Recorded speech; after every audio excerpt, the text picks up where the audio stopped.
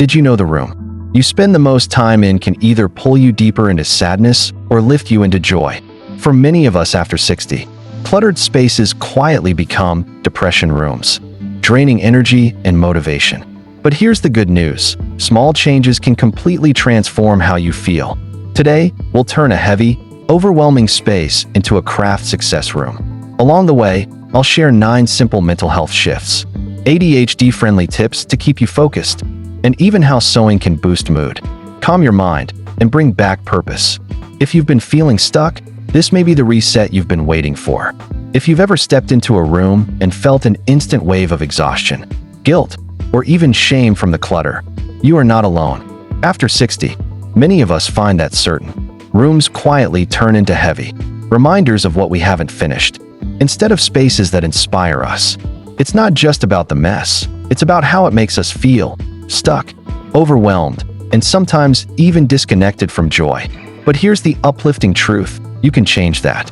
With a few intentional steps, you can flip a so-called depression room into a place that sparks energy, focus, and creativity. And it doesn't take perfection. It takes small, steady choices that bring back a sense of control and calm.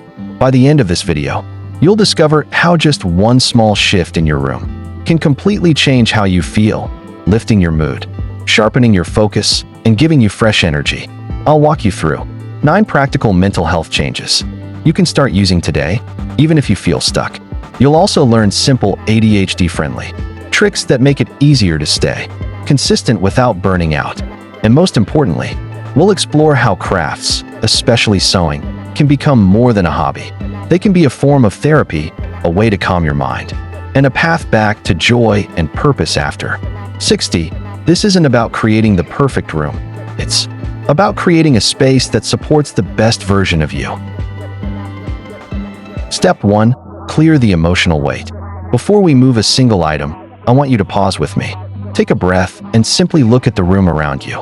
Notice the things in it, not as objects, but as stories. Because the truth is, every single item you see carries energy. Some of it lifts you, and some of it quietly pulls you down. The key to transforming your space isn't just about cleaning, it's about clearing the emotional weight. Here's the question I want you to ask, out loud if you can. Does this object drain me, or does it energize me? That one question can set the tone for everything that follows. Now, you might be thinking, but what if it's something useful? What if I might need it one day? That's a common thought, and it's okay. We've all kept things just in case. But here's the thing. If an item has been sitting untouched for months or years, it's not giving you energy. It's taking it. It's reminding you of undone projects, forgotten hobbies, or past versions of yourself. And that constant reminder, whether you realize it or not, adds to the weight you carry every time you step into the room. For seniors especially, this weight can be heavy. After 60, we're not just dealing with clutter, we're dealing with memories. The fabric you meant to sew years ago, the craft supplies from when your kids were young, the books you thought you'd finish someday. These things aren't bad, but if they spark guilt instead of joy, they're holding you back. So here's how you start. Pick up one item. Don't overthink it. Hold it in your hand and really tune in to how it makes you feel.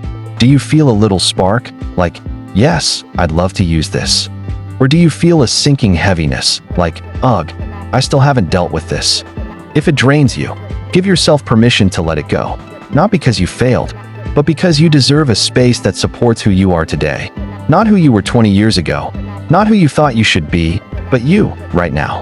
And here's something powerful to remember. Letting go doesn't erase the memory. The memory is yours to keep. The item doesn't have to stay in the room for the love or meaning behind it to remain in your life. You can even take a quick photo of things you want to remember without keeping the physical weight. Clearing emotional weight is not about perfection. It's not about tossing everything out. It's about choosing to surround yourself with what energizes you instead of what exhausts you. Imagine how freeing it would feel to walk into a room and see only things that lift you up, not weigh you down. That's the first shift toward turning a depression room into a craft success room. So today, just start with a handful of items. Ask the question, does this drain me or does it energize me? Each answer is a step toward a lighter, calmer, more inspiring space. And the best part? With every object you let go of, you're not just clearing clutter, You're clearing room for joy, creativity, and peace to flow back into your life. Step 2. Create a craft corner. Now that you've begun clearing the emotional weight, it's time to create something new, something that gives your room a fresh identity. And here's the best part. You don't need an entire renovation, or even a whole room. Sometimes, all it takes is one small corner to change everything. Think about this: a single table, a good lamp, and a simple storage bin. That's it. 3 items. And yet, those 3 items can redefine a space. Why? Because they give you a place to begin, a place that says, "This is where I create. This is where I feel alive again." For many of us after 60, a whole room can feel overwhelming to manage. But one corner? That feels doable. That feels inviting. And when you make that one corner the center of your craft life, it becomes an anchor point, a safe spot you return to again and again. Here's a secret. You don't need the perfect Pinterest-worthy setup. In fact, chasing perfection often makes us freeze. What you need is a space that's easy to use, easy to reach, and easy to keep up with. Place a small table near a window if you can. Natural light does wonders for mood and focus. If that's not possible, a warm lamp will do the trick. Then add one storage bin, basket, or drawer dedicated only to your craft supplies. Not 5 bins, not 20, just one. This keeps things simple and prevents overwhelm. And here's where it gets interesting. That single basket or bin isn't just about storage, it's about clarity. Every time you see it, your brain gets the message: this is my creative space. This is where I belong. And that shift can change the way your mornings feel. But wait until you see how a single basket changed my mornings. For weeks, I kept my sewing supplies scattered in different drawers. Every time I wanted to start a project, I wasted 10 minutes just hunting for a needle, a thread, or a piece of fabric. By the time I found everything, I was too tired or distracted to begin. But when I finally placed it all into one basket, right next to my chair, something shifted. Suddenly, sewing didn't feel like a chore. It felt like an invitation. I could sit down, reach over, and begin. No obstacles, no searching, just flow. That basket became the difference between avoiding my craft and actually enjoying it. And that's what I want for you. Your craft corner doesn't have to be fancy.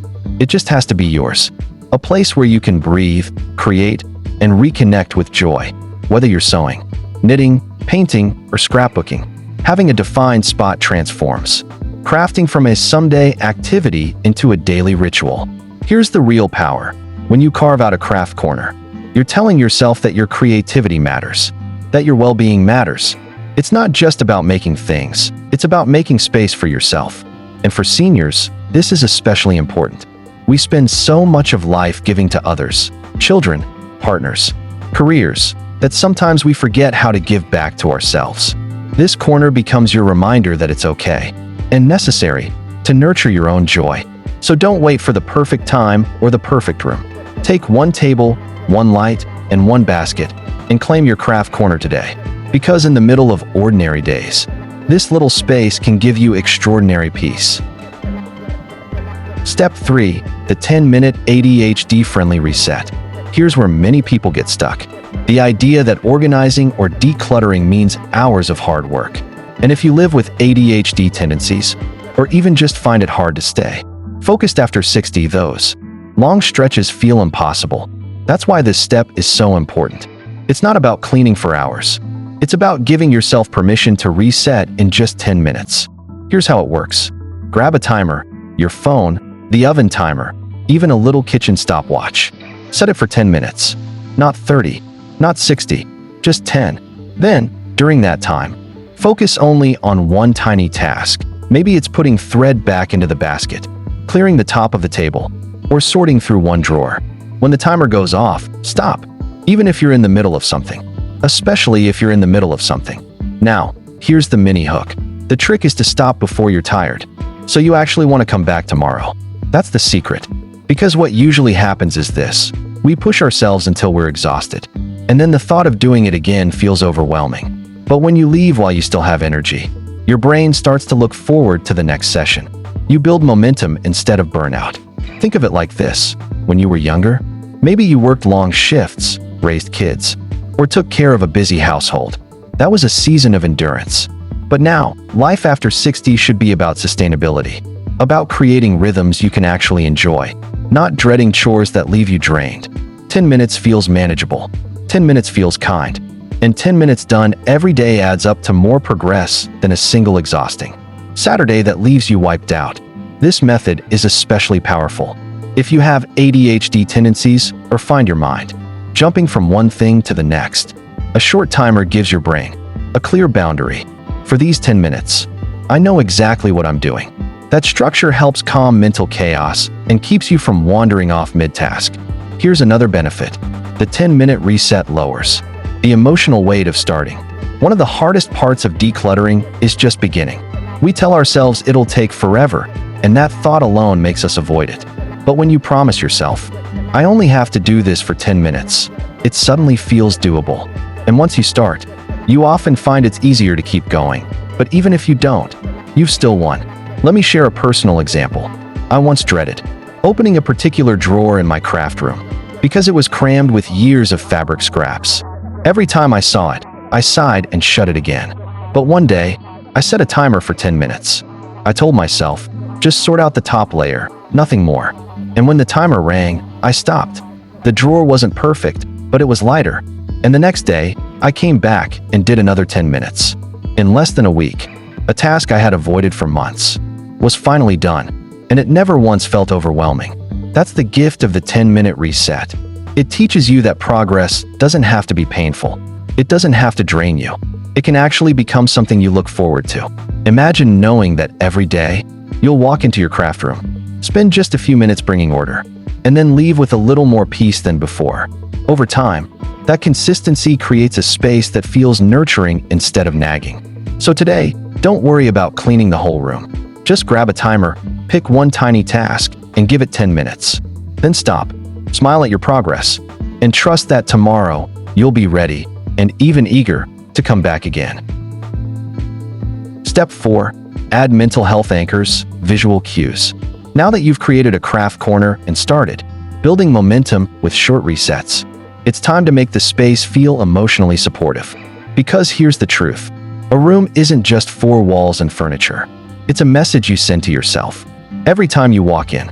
And that message can either lift you up or drag you down. This is where mental health anchors come in. Anchors are small, intentional cues you place in your environment to trigger positive emotions. They remind your brain, almost instantly, that this is a safe, inspiring, and calming space.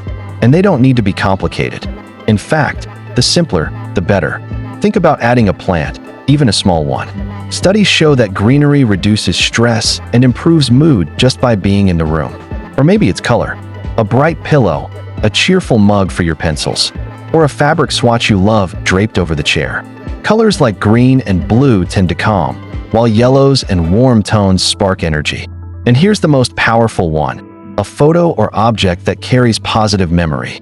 Maybe it's a picture of your grandkids, a postcard from a trip you loved, or even a small keepsake from someone special. Here's why this matters. Every time you see that anchor, your brain gets a small hit of calm, a mini reset.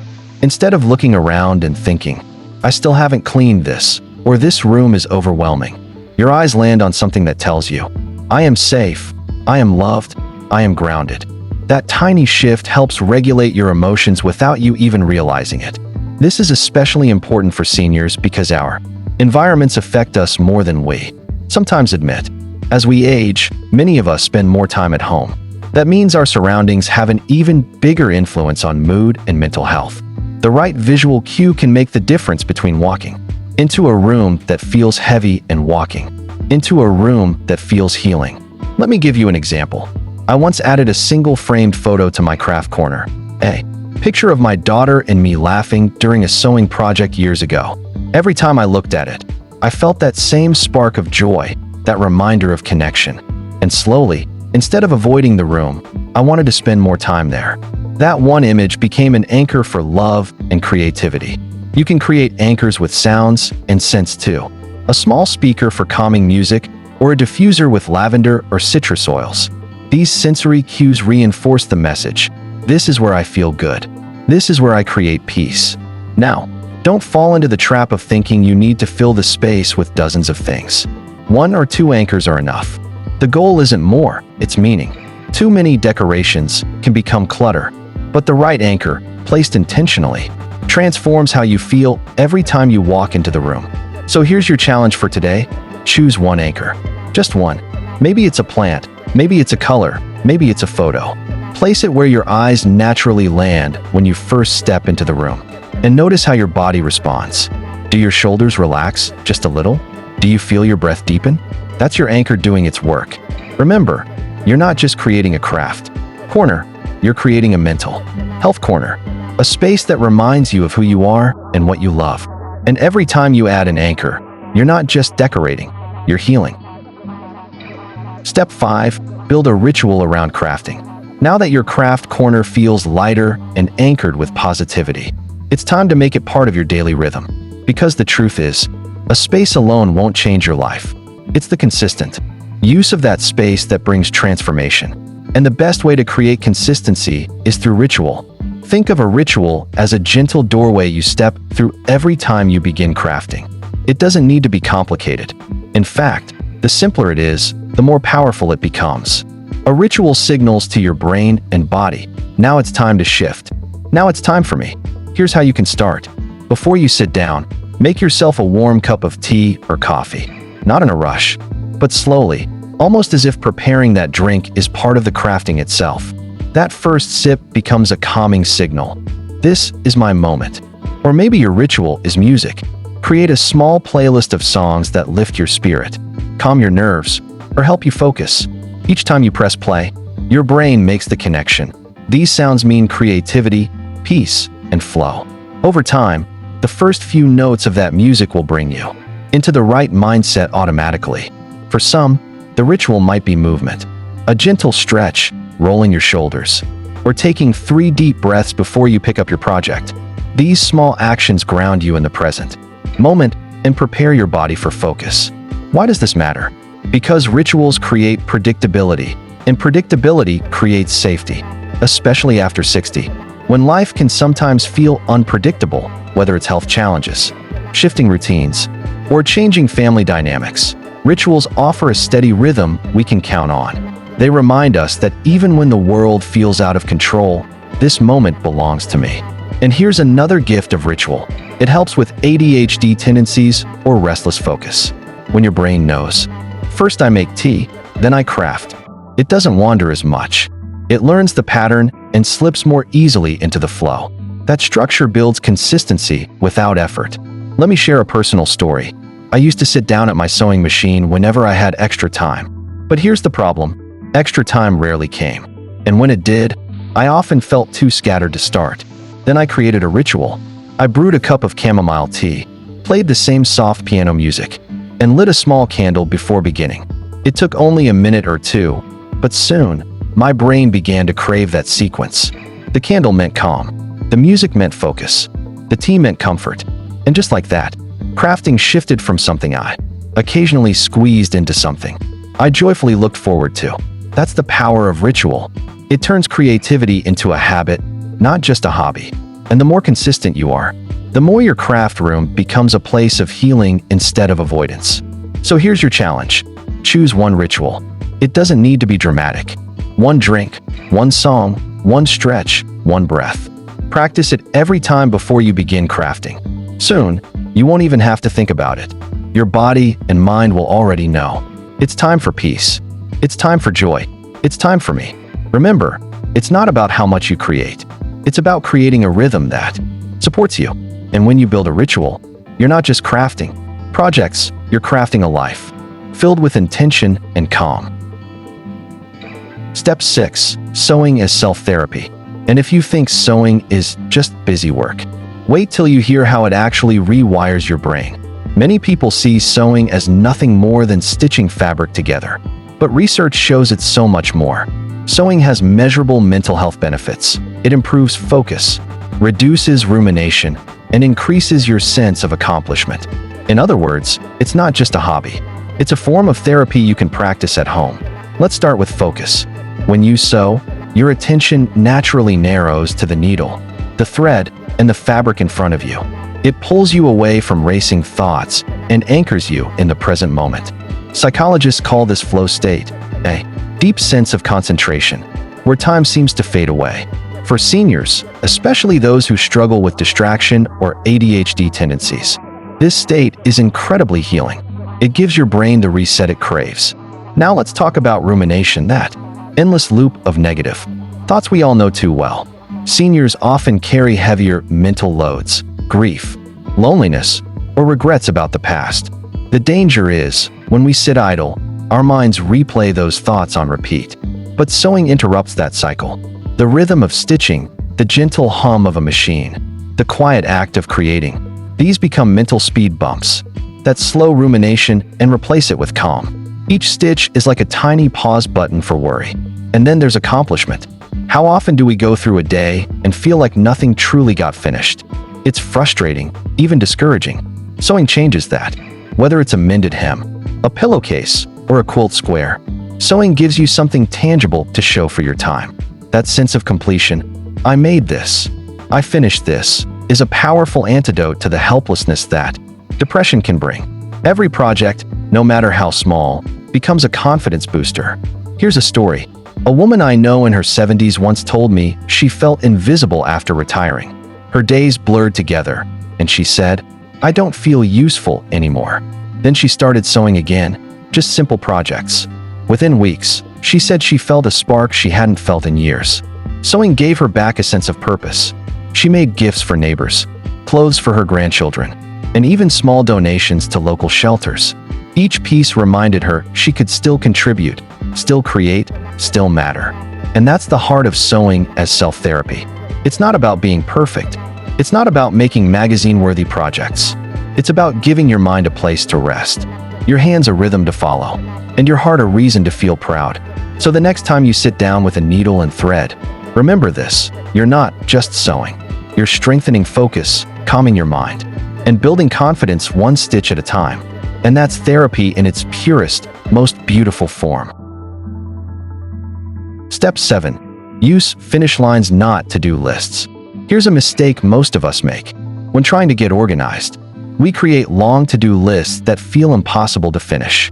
We write things like organize the craft room or clean the entire closet. And right there, before we've even started, our brain feels overwhelmed. The task is too big, too vague, and too heavy. That's why so many lists end up sitting untouched on the fridge or in a notebook. But here's the shift. Instead of to-do lists, create finish lines. A finish line is a small, clear action you can actually complete in one sitting. Instead of organize craft room, your finish line might be wind 3 bobbins, sort 1 drawer, or fold the fabric scraps on the chair. See the difference? A to-do list feels like a mountain. A finish line feels like a single step on a path you can actually walk. The brain loves finish lines. Why? Because every time you cross one, you get a burst of dopamine, the feel-good chemical, that motivates you to keep going. It's the same feeling you get when checking off a box or finishing a puzzle. And the more finish lines you cross, the more your brain begins to associate your craft space with accomplishment and reward, instead of guilt and frustration. This is especially important for seniors. After 60, energy levels and focus naturally shift. Long, exhausting tasks aren't just hard, they're discouraging. But small, meaningful wins? Those build confidence. They remind you that you can still create order and progress, one small action at a time. Think about how satisfying it feels to finish. Something simple, putting away just the buttons, or rolling up the ribbon scraps into neat loops. It might not look like a full room transformation in the moment, but it builds momentum. And momentum is what carries you forward, even on days when motivation is low. Here's a story a friend of mine once told me. She kept writing clean garage on her list for months. Every time she saw it, she felt defeated before she even started. Then one day, she changed it. Her new finish line was sort 1 shoebox of tools. That's it. She did it in 15 minutes. The next day, she did another shoebox. Within a couple of weeks, she had finished the entire garage, not by tackling the mountain all at once, but by crossing small finish lines one by one. Your craft room is no different. Don't ask yourself to organize everything. Instead, ask, what's one tiny finish line I can cross today? Maybe it's clearing the top of your table. Maybe it's putting away just the scissors and rulers. Maybe it's winding those 3 bobbins you've been avoiding. Each finish line builds on the last, until suddenly, the room looks and feels lighter without the overwhelm. So here's your challenge. Grab a piece of paper and write down 3 finish lines you could cross this week. Make them so small they almost feel too easy. Then celebrate each one. Because the truth is, small wins add up faster than big intentions. And every finish line you cross brings you one step closer to a craft room that feels energizing, peaceful, and yours. Remember, it's not about perfection. It's about progress. And when you swap to-do lists for finish lines, you're not just organizing your space. You're training your brain to love the process. Step 8. Make it social. Crafting is powerful on its own, but when you share it with others, it becomes something even greater. Because here's the truth. While creativity feeds your spirit, connection feeds your heart. And one of the biggest challenges many seniors face after 60 is isolation. Friends move away, family gets busy, health limits travel, and little by little, the world feels smaller. But making your craft social can change that. Think about this. When you sew or knit alone, you enjoy the focus and calm. But when you share your projects, you gain encouragement, inspiration, and a sense of belonging. Suddenly, you're not just creating, you're connecting. You're part of something larger than yourself. One of the easiest ways to do this is through virtual sewing circles. With a tablet or computer, you can join others on video calls where everyone works on their projects together. No need to leave home. No need to worry about mobility issues. You still get the laughter, the conversations, and the feeling of community. Imagine sipping tea, stitching, and chatting with friends across the country, all from the comfort of your craft corner. If you prefer in-person connection, check your local community center, senior center, or library. Many host craft clubs, quilting groups, or art meetups. These gatherings aren't just about projects, they're about companionship. They give you a reason to get out of the house, something to look forward to, and people who understand your passion. And don't overlook the power of the internet. Sharing your projects online, whether it's posting photos in a Facebook group, joining a crafting forum, or even just sending a picture to a grandchild, creates ripples of joy. Every time someone comments, "That's beautiful," or "I'd love to learn how you did that," you're reminded that your creativity has value. It touches others in ways you may not even realize. This social piece is more than nice to have. It's essential for mental health. Studies show that strong social connections reduce depression, improve memory, and even add years to your life. Every conversation, every laugh, every shared project helps. Protect against the loneliness that can quietly chip away at well-being. Here's a story. I once met a woman who started attending a quilting circle at her local church. At first, she only went to get out of the house once a week. But over time, those meetings became her lifeline. She said, "I didn't just make quilts, I made friends." The fabric and patterns were important, yes, but the real healing came from the conversations, the encouragement, and the sense of being part of a family again. That's what I want for you. Because when you make crafting social, you're not just filling time, you're filling your life with laughter, purpose, and belonging. So here's your challenge. Pick one way to make your craft more social this month. Maybe it's signing up for a virtual sewing group, attending a local club, or simply sharing a photo of your latest project with someone you love. Even the smallest act of connection can make your craft corner feel brighter, warmer, and more meaningful. Remember, creativity heals your mind, but connection heals your heart. And when you combine the two, your craft room becomes more than a space to sew. It becomes a bridge to joy, friendship, and community. Step 9. Protect the energy. You've worked hard to clear the emotional weight. Set up your craft corner and bring joy back into your space. But here's the challenge. How do you make sure it stays that way? Because we all know what happens. One day of rushing, one project left unfinished, and slowly, the clutter creeps back in. Before you know it, the space that once gave you energy starts to feel heavy again. That's why step May 9th be the most important of all, protecting the energy. And the way you do that is surprisingly simple. End every single craft session with a quick 2-minute tidy up. Just 2 minutes.